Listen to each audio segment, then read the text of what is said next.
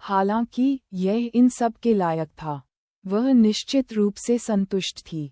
सच कहूं तो मुझे तो पता ही नहीं था कि ऐसी तकनीकें भी होती हैं। रॉक्सी की आंखें मेरी आंखों से हट गईं और वह थोड़ा शर्मा गई। हे, खैर, यह एक बड़ी दुनिया है। तुम्हें पता है, मैंने अपनी सारी तरकीबें आजमाई। पिछले कुछ सालों में मैंने एक ऐसी दिनचर्या बना ली थी जिससे सिल्फी हमेशा बहुत ज़्यादा कराहने से बेदम हो जाती थी। मैं रॉक्सी को भी खुशी से अभिभूत करना चाहता था और मुझे लगा कि मेरी तकनीकें इसे पूरा करने का सबसे तेज़ तरीका होंगी।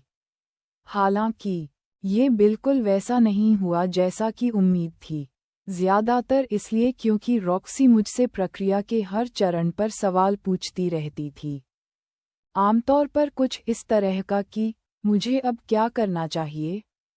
ऐसा लगता था कि वह बिस्तर पर भी पढ़ने में बहुत ही दिलचस्पी रखती थी।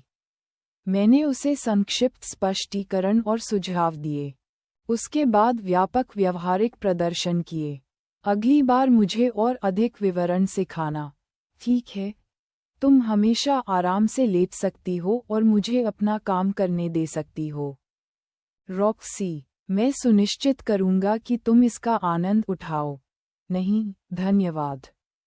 मैं अपना कौशल स्वयं विकसित करना चाहती हूँ, ईमानदारी से कहूँ तो। जब मैं पहले से ही योजना बना रहा था तो मैंने जो सोचा था वह यह नहीं था। लेकिन यह अपने तरीके से बुरा भी नहीं था। सिल्फी का सेक्स के प्रति अपना दृष्टिकोण था और रॉक्सी का अलग। मुझे दोनों ही बहुत संतोषजनक लगे, इसलिए मैं शिकायत करने वाला नहीं था।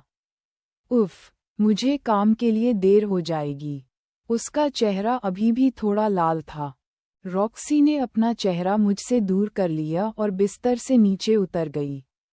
मैं वहीं बैठा रहा जहां मैं औपचारिक रूप से बिस्तर पर बैठा था और जब वह कमरे में चली गई तो मैं उसके नितंबों की चमक में नहाया। यह क्या है? ओह, कुछ नहीं। बिल्कुल भी नहीं। मेरी नज़र को भांपते हुए रॉक्सी ने मेरी तरफ देखा। मैंने मुड़कर ऐसा दिखावा किया जैसे मैं कपड़े पहन रहा था। मुझे लगा कि रॉक्सी की नज़रें पीछे से मुझ पर हैं।